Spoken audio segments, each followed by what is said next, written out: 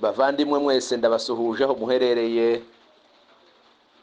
nongeye kandi kubifuriza amahoro y'Imana ngo mugubwe neza kandi dukomeze tubane mu ijambo ry'Imana. Nongeye kandi kubona umwanya mwiza kugira ngo twongere dusubire mu ijambo ry'Imana, aho tugiye kureba igitabo c'indirimbo ya Salomo, kitabu cha wimbo ulio bora, igitabo c'indirimbo ya Salomo. Ndashimira Imana kuko Imana yakomeje kubana natwe tukaba tugeze mu gitabo ca nyuma cyo gusoza biriya bitabo bitanu bya mashayiri cyangwa se ibitabo by'indirimbo. Mbere yuko tujya mu masomo y'uyu munsi, reka gira dusenga Imana. Imana yera kandi Imana ikiranuka, ndagushimiye, nejejwe nuko waduhaye imbaraga uyu mwanya wose utambutse, nanone ukaba ugikomeje kuduhereza izo mbaraga zawe kugeza kuri uyu munsi. Aya ni amasomo tugiye kujamwo na bene data, ibi ni ibyanditswe byera tugiye gusangira nabo, utugasanire mu magambo tugiye kuvuga, udushoboze kuyavuga, udusigira imbaraga z'umwuka wera kugira ngo tubashe kuyavuga, na bene data badukurikira bose umwuka wera w'Imana bayobore kumva kandi abafashe. Ndagushimiye kuko ubyumvise kandi kuko ubikoze, ni mu izina rya Kristo umwami wacu, amen. Uyu munsi ngize ngo turebe ijambo ry'ibanze ry'iki gitabo c'indirimbo ya Salomo. Nari mbivuze kuko tugeze mu gitabo ca nyuma mu bitabo bitanu by'indirimbo, ari byo kandi twita ngo ni vitabu vitanu vya mashairi. Twarabivuze, ndagira ngo muri introduction murabyibuka kuko twatangije tuvuga amazina biriya bitabo bitanu byitwa. Iki gitabo kandi ni igitabo cya nyuma mu bitabo bitatu byanditswe n'umwami Salomo, nubwo ari cyo cya mbere dukurikije ibihe cyandikiwemo, ariko mu rutonde rw'ibitabo bya Bibiliya nicyo gitabo cya nyuma mu bitabo byanditswe na Salomo. Tutarareba inyigisho zaco cyangwa se amagambo dusanga muri iki gitabo, reka tubanze turebe ibibazo abantu benshi bakunze kwibaza hejuru y'iki gitabo c'indirimbo ya Salomo. Hariho ibibazo bitari bikeya abantu bibaza kuri iki gitabo. Ndagira ngo mbere yuko tujya kureba inyigisho zikigaragaramo, tubanze turebe ibyo bibazo abantu bibaza kuri icyo gitabo. Aha ndavuga ibibazo nka bitatu abantu bakunze kwibaza. Kibazo ca mbere, abantu bajya bibaza ngo mbega iki ni igitabo ki? Ukurikije ibyo bagisomamo, amagambo acyanditsemo, bigatuma ngo abantu bibaza ngo mbega iki ni igitabo ki? Icyo ni ikibazo ca mbere. Kibazo ca kabiri, ngo bakibaza ngo kubera iki kivuga biriya bintu cyanditswemo, amagambo yanditswe muri kiriya gitabo, ngo bakibaza ngo kubera iki kivuga biriya bintu, kubera iki cyanditswemo biriya bintu. Ikibazo cya gatatu, ngo bakibaza ngo mbega n'impamvu ki ngo yatumye gishirwa muri Bibiliya. Ndavuga abagisomye n'abumva amagambo akirimwo, bakavuga ngo ni ukubera iki ayo magambo yashizwe muri Bibiliya, kubera iki kivuga biriya bintu, kubera iki iki gitabo kiba muri Bibiliya. Izo ni impamvu cyangwa se ibyo ni ibibazo abantu benshi bakunze kwibaza. Ni maswali ambayo kila mara watu hujiswali. Sinzi ko wenda hari mushobora kuba mwaragisomye ngo mwumva amagambo akigaragaramo, ngo mwumva amagambo akivugwamo. Harimo ikiganiro cy'abantu babiri, harimo ikiganiro cy'umukwe n'umugeni, kandi amagambo bari ko bandikirana cyangwa amagambo bari ko babwirana ni amagambo yumvikana mu bundi buryo, ngo bigatuma abantu bibaza ngo kubera iki ayo magambo yashizwe muri Bibiliya. ngibyo ibibazo nashatse kuko mbanza kubabwira ko ari byo bibazo abantu bakunze kwibaza kuri kiriya gitabo cyitwa ngo ni igitabo cy'indirimbo ya Salomo. Nyamara nimba twemera ko ibindi bitabo byose bigize Bibiliya ari ijambo ry'Imana, niko n'iki gitabo kiri. Nimba twemera ibindi bitabo byose bigize Bibiliya, ibitabo 66, tukemera ibitabo 65 ko ari ibitabo bya Bibiliya, ngo niko n'iki gitabo cy'indirimbo ya Salomo kiri. Ni ukuvuga ngo naco ni ijambo ry'Imana kandi ni impumeko yayo. Indirimbo ya Salomo ni ijambo ry'Imana kandi ni impumeko y'Imana. Iyo dusoma urwandiko Pawulo yandikiye Timoteyo rwa 2 ibice 3 n'umurongo wa 16, iri jambo nkunze kurigarukaho mpaye ngira ngo mvuge akamaro k'ibyanditswe byera. No mwitangira ry'amasomo yacu ni iri jambo dukunze gutangizanya, ijambo Pawulo yandikiye Timoteyo mu rwandiko rwiwe rwa 2 ibice 3 n'umurongo wa 16. Ririya jambo haravugwamo akamaro k'ibyanditswe byera, haravugwamo kazi ya maandiko matakatifu. Ni ukuvuga ngo haravugwamo ibyanditswe byera icyo biza bimarira abantu iyo babisoma.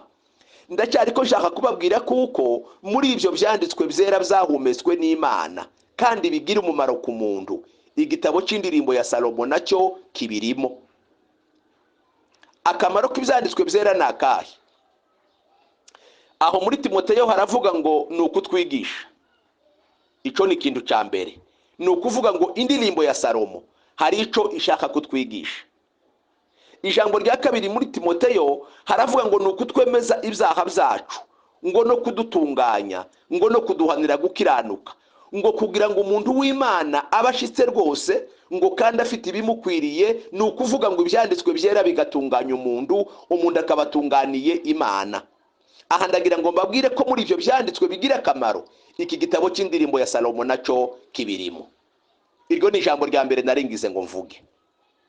Ijambo rya 2, iyo dusoma ibyahishuwe ibice 22 n'umurongo wa 18, igitabo cy'ibyahishuwe icyo twita kuko ari umwuzuro wa Bibiliya, aho Bibiliya yariko uyu mwanditsi Yohana kuri Patimo, ni ukuvuga ngo niwe wanditse umwuzuro, niwe watanze umwuzuro. Muri kiriya gice cya nyuma cya 22 n'umurongo wa 18 haravuga ngo uwumva wese amagambo y'ubuhanuzi bw'iki gitabo, ndamuhamiriza nti nihagira umuntu uzongera kuri yo, Imana izamwongeraho ibyago byanditswe muri iki gitabo. Kandi nihagira umuntu ukura ku magambo y'ubu buhanuzi bw'iki gitabo, ngo Imana izamukura ku mugabane wa cya giti cy'ubugingo. Ndacyari ko ngira ngo mbabwire ko iki gitabo cy'indirimbo ya Salomo ari igitabo cyuzuyemo impumeko y'Imana, ari igitabo cyuzuyemo ijambo ry'Imana. Ni ukuvuga ngo birya byanditswe byera bigira umumaro ku muntu wo kutwigisha no kutwemeza ibyaha byacu, no kuduhanira gukiranuka, no kudutunganya. Muri ibyo ngibyo harimo n'igitabo cy'indirimbo ya Salomo. Nihagira umuntu uvana amagambo amwe muri cyo, ngo azavanwa ngo kumugisha Imana yateguriye abantu bayo. Kandi nihagira umuntu yasobanura uko atari, akayongeraho amarangamutima yiwe, ngo azongererwa ku byago byanditswe muri Bibiliya. Aha ngaha twumve ko Bibiliya ari ijambo ry'Imana, twumve ko ibyanditswe byera ari ijambo ry'Imana, twumve ko igitabo cy'indirimbo ya Salomo ari impumeko y'Imana kandi ari ijambo ry'Imana. Kubera izo mpamvu iki gitabo ni igitabo cyo kubahwa ndetse gikwiriye gukundwa cyane, kuko amagambo yacu azana umunezero n'ibyishimo byo mu mutima. Yeremiya yaravuze mu buhanuzi bwiwe ibice 15 n'umurongo wa 16, aravuga ngo amagambo yawe ngo amaze kuboneka ngo ndayarya, ngo ampindukira ngo umunezero n'ibyishimo byo mu mutima, ngo kuko nitirirwa ngo izina ryawe Uwiteka Nyiringabo. Ni ukuvuga ngo indirimbo ya Salomo ni amagambo atera umunezero, ni amagambo atera ibyishimo ariko byo mu mutima. ugize ngo ugisobanuze amarangamutima y'umubiri woyoba, wotukisha ijambo ry'Imana, wosuzuguza ijambo ry'Imana. Ugize ngo ugishire mu marangamutima y'umubiri, ugisobanuza amagambo y'umubiri, ugisobanuza ubwenge bw'umubiri, ugisobanuza ubuhanga bw'umubiri bwa kamere, narivuze ngo wotukisha ijambo ry'Imana kandi abantu boyoba. Ariko ni igitabo cyuzuye amagambo atera umunezero n'amagambo atera ibyishimo, ariko ibyishimo byo mu mutima, ibyishimo byo mu mutima. Reka mbabwire ko habaho ibyishimo by'uburyo bubiri. Hariho ibyishimo byo mu mutima, hakongera kandi hakaba n'ibyishimo by'umubiri. Iyo umuntu yafanikiwe mu buryo bw'umubiri, umubiri we uzunezerwa kandi ukishima. Iyo umuntu kandi yasobanukiwe, iyo umuntu yafanikiwe mu buryo bw'umutima, umutima uzunezerwa kandi ukishima. Niyo mpamvu nari ngiye kubabwira ko habaho itandukaniro hagati y'imigisha y'umubiri n'imigisha yo mu mutima n'imigisha y'umwuka. Sinzi ko naba narababwiye imigisha Pawulo yavuze mu rwandiko rw'Abaefeso igice cya gatatu, igice cya mbere n'umurongo wa 3 ugakomereza aho ngaho, haravugwamo imigisha y'umwuka itari imigisha y'umubiri, imigisha y'umwuka, mbese imigisha yo mu mutima. Ndacyari ko nshaka gusiziriza kino gitabo ngo amagambo uzaje ugisomamo, amagambo uzaza ucyumvamo, amagambo uzaza ukibonamo, mu gihe ugisoma amagambo ugisangamo, uzuyashira mu buryo bw'umutima, mu buryo bw'umwuka, apana mu buryo bw'umubiri. Kuko nuyasobanuza uburyo bw'umubiri uzatukisha ijambo ry'Imana.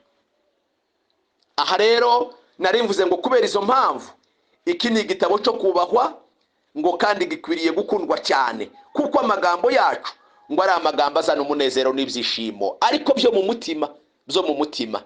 Aha ndavuga ngo byo mu mwuka, apana byo mu mubiri. Nuko nguko niko kino gitabo kimeze.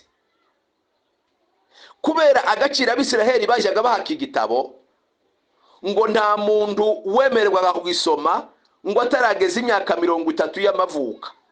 Ni mwumvega kubera ingene Abisiraheli bacubahaga, no kubera agaciro bagiherezaga, no kubera urukundo bagikundaga. Umuntu utareneza imyaka 30 y'amavuka ngo ntiyari yemerewe kugisoma. Kubera iki? Ngo kuko ni igitabo cyari cyuzuyemo amabanga y'abashakanye, bishatse kuvuga ngo ni amabanga y'umukwe n'umugeni, abantu bari muri fiançailles, abantu bahaye bakora ubufiance, abantu bahaye baje gushakana. Reka mbabwire ko twebwe ibyo byabaye byaradutambutse, twebwe gatwashatse mu myaka ya kera. Ariko kuri none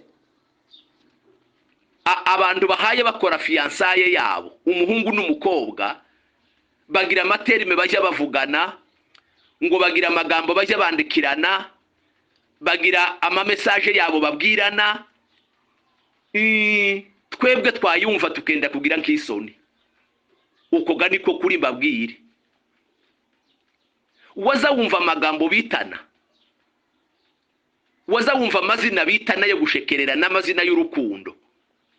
Twebwe aho tugeze, mureke mbabwire gahaturi mu ishuri, mu rugero rw'imyaka yacu, nta mugabo wo kwita umugore ngo sheri.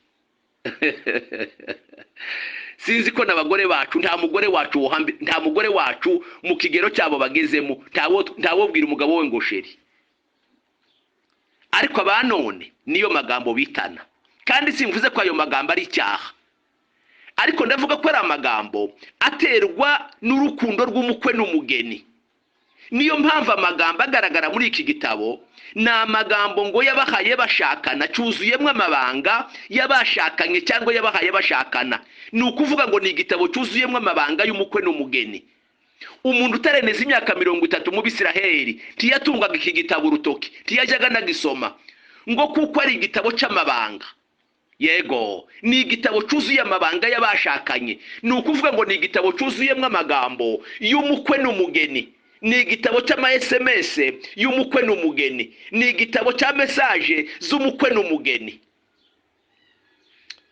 Abataragera muri urwo rugero ngo ntibagombaga gusoma iki gitabo kuko ari igitabo cy'amabanga.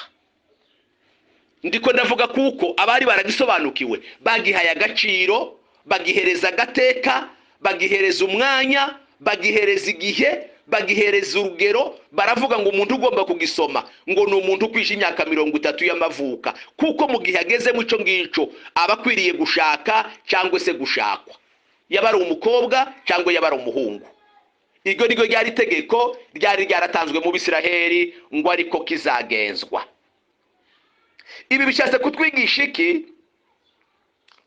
Ni ibishaka kwerekana Kristo n'itorero, ni ibyerekana amabanga Kristo afitanye n'itorero rye. Nimba hari amagambo mwibuka no narababwiye aha ngaha, naravuze ngo hariho amabanga akomeye muri Bibiliya, ariko ibanga rimwe muri ibyo ngibyo ni ibanga rya Kristo, ari ryo torero. Amagambo y'ibanga ni amagambo umuntu atabwira buri wese. Amagambo y'ibanga ni amagambo umuntu atokwandarika. Amagambo y'ibanga ni amagambo umuntu ahereza agaciro. Abarundi baravuze ngo ibanga rije ribangirwa ingata. Ni ukuvuga ngo ni ikintu kiremereye utopfa kumena gusa. Aha ndagira ngo babwire ko Kristo n'itorero ari mu mugani w'umukwe n'umugeni, bafitanye amabanga yabo y'indani badashobora kwandarika ngo basesagure. Oya, niyo mpamvu mpaye mvuga ngo amagambo akigaragaramo ni amagambo y'agaciro, ni amagambo akomeye, ni amagambo y'agateka, ni amagambo mazima. Aha nari ngiye kubabwira ngo ni mu mugani wa Kristo n'itorero. Dusobanukirwa ko Kristo ari umukwe, twongere dusobanukirwa ko kwitorero ari umugeni. Reka dusome ijambo Pawulo yandikiye Abakorindo ba kabiri. Urwandiko Pawulo yandikiye Abakorindo ba kabiri, igice cya 11 n'umurongo wa 3 n'umurongo wa 2 tugeze ku murongo wa 3. Twumve uko havuga. Urwandiko rwa kabiri rw'Abakorindo Pawulo yabandikiye, ibice 11 n'umurongo wa 2 dusoze n'umurongo wa 3. Haravuga ngo kuko mbafuhira ifuhe ryo mu buryo bw'Imana, kuko nabakwereye umugabo umwe niwe Kristo, ngo mubashingire mumeze nk'umwari utunganye. Tiwumva? Kuko nabakwereye umugabo umwe niwe Kristo, ngo mubashingire mumeze nk'umwari utunganye. Kuri 3, ariko ndatinya yuko nkuko yanzoka yohesheje Eva uburyarya bwayo, ariko namwe intekerezo zanyu zayobywa mukareka gutungana no kubonera kwa Kristo. Ndagira ngo iri jambo rirumvikanye. Ibi ni bigiye kuvuga kuko Kristo ari umukwe, itorero rikaba umugeni. Ubwo rero amagambo agaragara muri iki gitabo ni amagambo ya Kristo n'itorero. Ni amagambo ya Kristo n'itorero. Ni igitabo cyuzuyemo ikiganiro cy'umukwe n'umugeni. Amabanga yabo, amagambo yabo agaragaza urukundo rwabo, amagambo yo kubaka urugo rwabo, amagambo yo kubaka inzu yabo, inkingi zo gushigikira ubukwe bwabo. Ni ukuvuga ngo amagambo agaragara muri iya ntabwo ari amagambo y'ubweruzi, ntabwo ari amagambo y'ubweruzi. Abanyentege nke iyo bananiwe bayakoresha mu yindi sansi, bakayatumiya mu buryo butari bwo, bakayakoresha mu murangamutima yabo y'imibiri. Ariko sibyo. Navuze ngo hari igihe baba bagiye gutukisha ubutumwa bwiza cyangwa bagatukisha ijambo ry'Imana, kandi ijambo ry'Imana ari iryera. Ijambo ry'Imana ari iryera.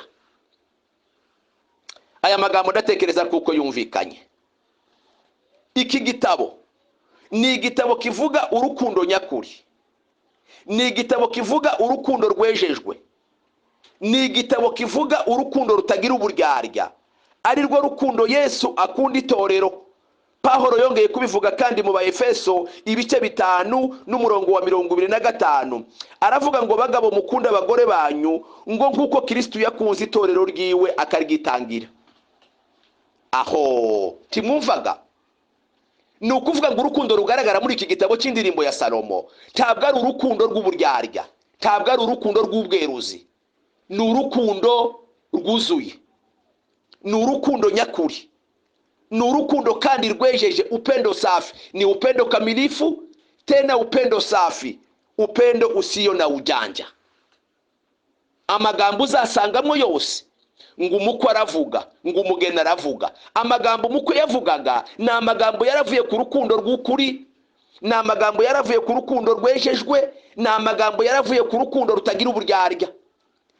Aho amagambo umugeni nawe yabwiraga umukwe wiwe, ni ukuvuga ngo nawe ni muri urwo rwego ayo magambo yiwe yararimo. Ni amagambo y'urukundo nyakuri, ni amagambo y'urukundo rwejejwe, ni amagambo y'urukundo rutagira uburyarya. Abakoresha kino gitabo mu marangamutima y'umubiri bagakoresha uburyarya bwabo, abo ngabo barayobye. Ariko urukundo dusanga muri iki gitabo ni urukundo rwejejwe, ni urukundo nyakuri, ni urukundo ruzira uburyarya. Hariho inkundo z'uburyo butatu zivugwa mu Kigiriki, bagiye bazita amazina. Baravuga ngo hariho Heros, hakabaho na Filia, hakabaho na Agape. Izo ni inkundo z'uburyo butatu zigaragara abantu bagenda bakunda.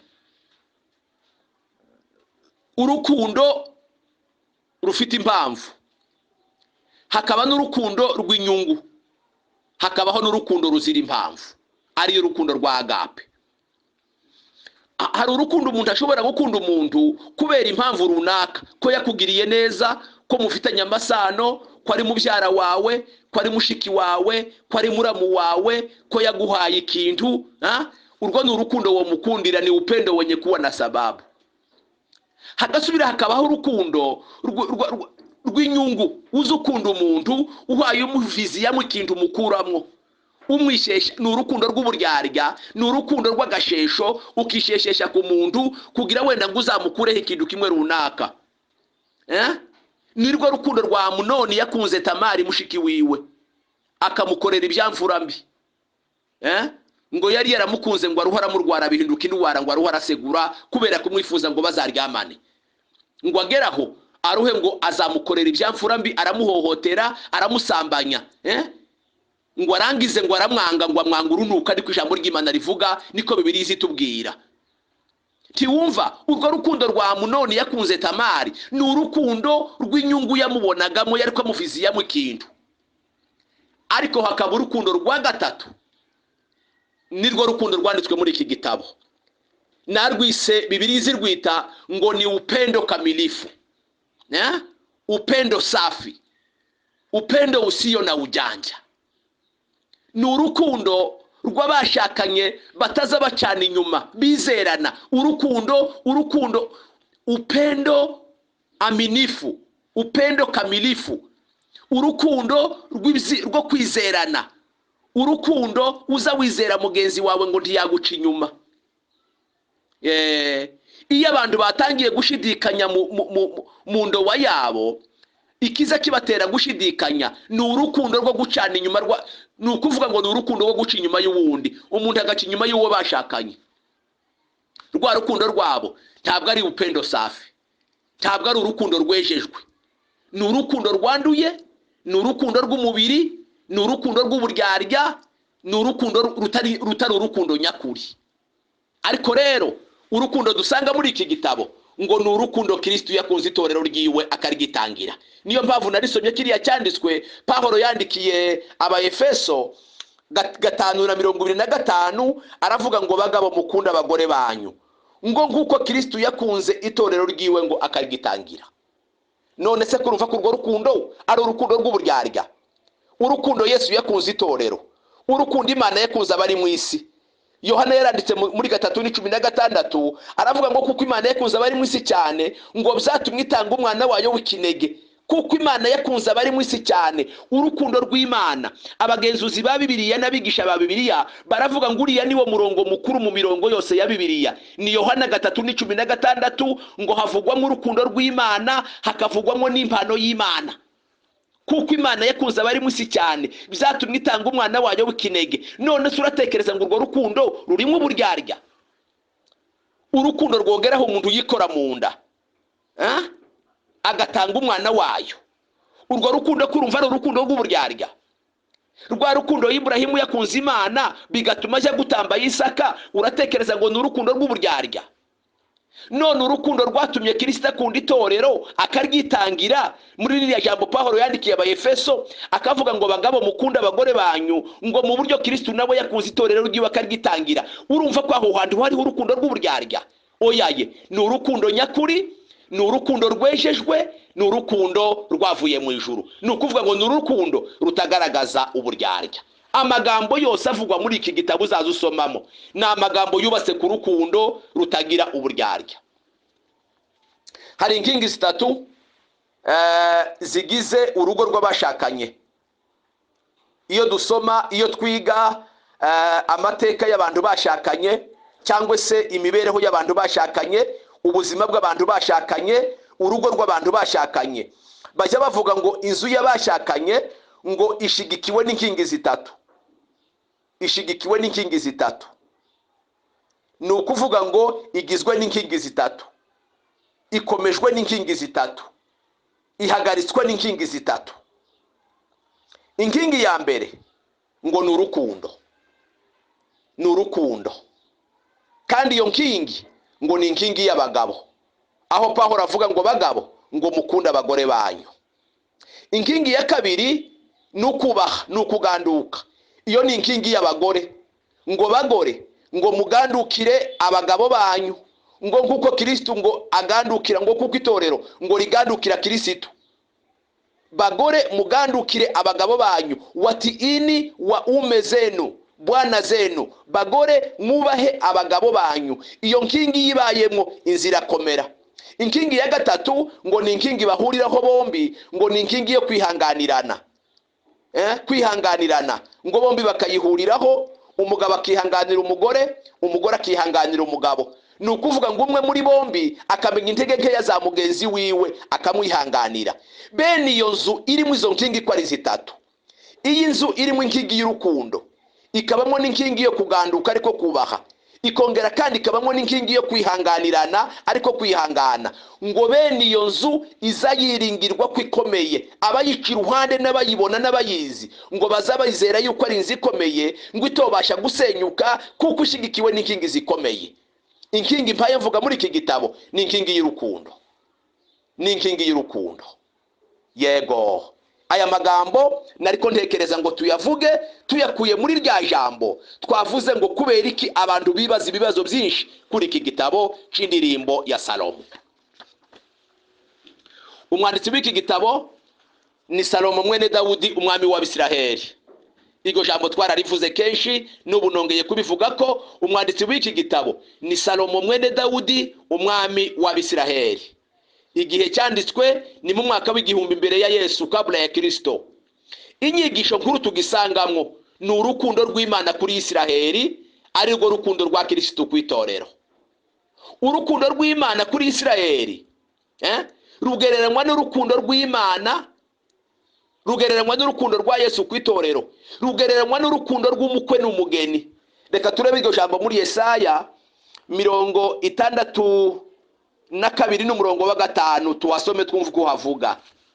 Yesaya ahangiye kuvuga urukundo rwa Isiraheli ku Mana, ari rwo kandi tuza kwita ngo ni rwo rukundo rwa Kristo ku itorero. Yesaya 62 n'umurongo wa 5, aho Imana yavugaga yuko Abisiraheli bazongera kandi gukizwa, Imana ikazongera kandi kubagarukira, Imana kandi ikazongera kubahugukira, ngo ikabarongora nka kwa kundi ngo umusore ngo arongora ngo umukobwa cyangwa umugeni. Kurongora kuvugwa ahangaha no gushaka, no gushakana. 62 n'umurongo wa 5 haravuga ngo nkuko umusore arongora umukobwa, niko abahungu bawe bazakurongora, kandi nkuko umukwe anezererwa umugeni, niko Imana yawe izakunezererwa. Ndagira ngo murumvise, nkuko umusore arongora umukobwa, niko abahungu bawe bazakurongora, kandi nk'uko umukwe anezererwa umugeni, niko Imana yawe izakunezererwa. Niko Imana yawe izakunezererwa. Iri ni ijambo Imana yabwiraga Isiraheli ibikishije mu kanwa k'umuhanuzi Yesaya. Aha ndiko ndababwira ngo nirwo rukundo Imana yari ifitiye Isiraheli mu isezerano rya kera, nirwo rukundo Kristo afitiye itorero mu isezerano risha. Ngurwo rukundo Imana ifitiye Abisiraheli, nirwo rukundo Kristo afitiye itorero. Urwo rukundo nirwo Yesu akunda itorero rye. Izina rya Yesu muri iki gitabo, uko Yesu yitwa muri iki gitabo cy'indirimbo ya Salomo, yitwa ngo Kristo ni bwana arusi wa kanisa, mpenzi wa roho zetu. Ni ukuvuga ngo Kristo ni umukwe w'itorero kandi ni umukunzi waryo. Mpenzi wa roho zetu, ni umukunzi w'imitima yaryo. Ibice bigize iki gitabo ni ibice 8. Imirongo yose igize kino gitabo ni imirongo 117. Umurongo mukuru muri iyo mirongo ni igice cya 2 n'umurongo wa 4. Haravuga ngo yanjanye mu nzu y'ibirori, n'ibendera rye ryari hejuru yanje, ari ryo rukundo. Umurongo mukuru muri iyo mirongo yose ni igice cya 2 n'umurongo wa 4. Hari ijambo rivuga ngo yanjanye mu nzu y'ibirori, n'ibendera rye ryari hejuru yanje, ari ryo rukundo. Ibi ni bitwigisha kuko twajanywe mu itorero. Ibendera rihagaze ryacu ni umusaraba, ni urukundo. Umusaraba uri mu rukundo, umusaraba uri mu imbaraga, umusaraba uri mu ubwenge, umusaraba uri mu butabera. Niryo bendera ryacu rimanitswe hejuru yacu, ngo yanjanye mu nzu y'ibirori, ngo kandi ibendera ryari hejuru yanje nirwo rukundo. Ni ukuvuga ngo ikintu kimanitswe hejuru yacu ni umusaraba. Amatorero menshi muzamusanga barayashize mu misaraba, ijya misaraba ifite ivyivuga. Ni ukuvuga ngo nibendera ry'abizera. Aya niyo magambo naringize ngo dutangizanya nk'amagambo yibanze ya kino gitabo cy'indirimbo ya Salomo. Ku munsi w'ejo tuzakomerezaho. Mugira ibihe byiza, Imana ibahereza umugisha. Kino gitabo muzacumva, ndumva kera cyane umvikanye. Amagambo asigayemo ni ikiganiro cy'umukwe n'umugeni. Tuzavuga abantu bakuru bagize kino gitabo, tuvuge n'ibyo basobanura mu buryo bwa kiroho. Tuzabe dusoje inyigisho z'igitabo cy'indirimbo ya Salomo. Ngahe mugira ibihe byiza kandi Imana ikomeze ibane namwe. Ndizere ko kino gitabo muzacumva cyane umvikanye. Ndiko numva amagambo aho tugeze dutangiye kukivuga, ndiko numva ko amagambo yacu ashobora kuzumvikana. Uko niko umutima uhaye umpamiriza ko aya magambo muzayumva. Shingiye ku magambo dutangiye kuvuga muri ico, ndizera kuko umwuka w'Imana azabafasha kumva kandi azabayobora mukazagisobanukirwa kuko kivuga nuko giteguye. Ngahe mugira umunsi mwiza, Imana ibahereze umugisha kandi bane namwe. Amen.